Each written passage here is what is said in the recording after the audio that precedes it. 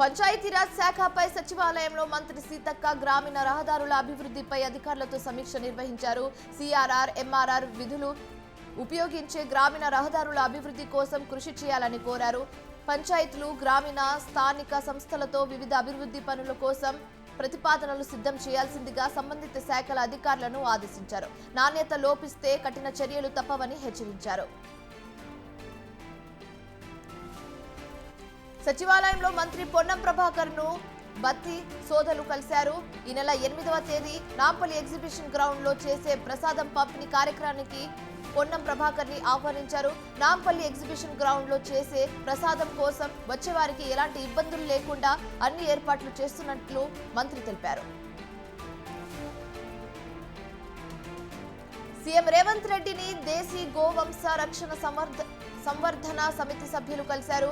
గోరక్ష చట్టాలు అమలు చేయాలని వినతి పత్రం అందజేశారు. గోహత్య నిషేధ చట్టాన్ని కఠినంగా అమలు చేసే విధంగా చర్యలు తీసుకోవాలని విజ్ఞప్తి చేశారు. ఆక్రమణలో ఉన్న గోచర భూములను విముక్తి చేయాలని వారు కోరారు.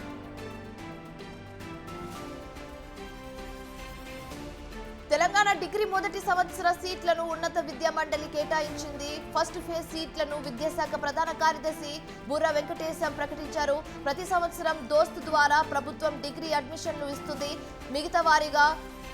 విడతల వారీగా విద్యా మండలి అడ్మిషన్లు ప్రక్రియను చేపడుతుంది. ఫస్ట్ పేజ్ లో 76,290 మంది విద్యార్థులకు సీట్లు కేటాయించామన్నారు.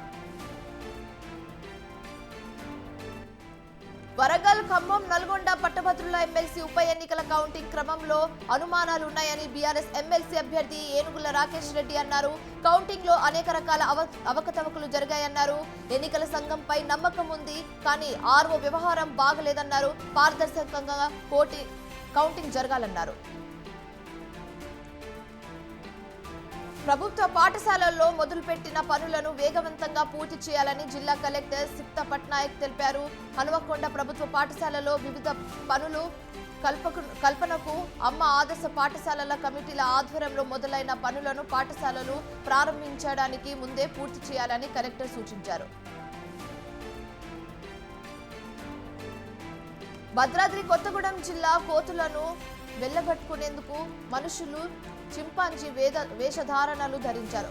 కోతులతో హడెలెత్తిపోతున్న గ్రామస్తులు వినూత్న ప్రయోగానికి శ్రీకారం చుట్టారు. నిత్యం కోతలు సర్వనాశనంతో ఆందోళన చెందిన గ్రామస్తులు సర్పంచ్ సహకారంతో ఓ ప్రయోగం చేసి కొంతమేర ఫలించారని చెప్పొచ్చు. అనంతపురం జిల్లా తాడిపత్రి పట్టణంలో ఎన్నికల పోలింగ్ మరుసటి రోజు జరిగిన అల్లర్ల ఘటనలో ఇరు వర్గాలపై 7 కేసులు నమోదు చేసినట్లు పోలీసులు తెలిపారు. ఇప్పటికే 142 మందిని అరెస్ట్ చేయడం జరిగిందన్నారు. ఈ కేసులో కొంతమంది పరారీలో ఉన్నారని చెప్పారు.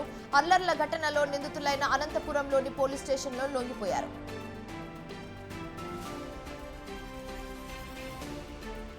హైదరాబాద్ వనస్థలిపురం పోలీస్ స్టేషన్ పరిధిలో దారుణం జరిగింది. వైదేశీ నగర్ శివసింధు స్కూల్ ముందు 7 ఏళ్లుగా సాయి తేజ్ ఫుట్వేర్ దుకాణాన్ని పుష్ప అనే మహిళ నిర్వహిస్తుంది. ఆ ఇంటి యజమాని దుకాణాన్ని ఖాళీ చేయించడంతో ఆగస్టు వరకు సమయం ఇవ్వాలని పెద్ద మనుషుల ముందు ఇరు వర్గాలు ఒప్పుకున్నారు. అయితే యజమాని నుంచి వేధింపులు ఎక్కువ అవడంతో పుష్ప పోలీసులకు ఫిర్యాదు చేసింది.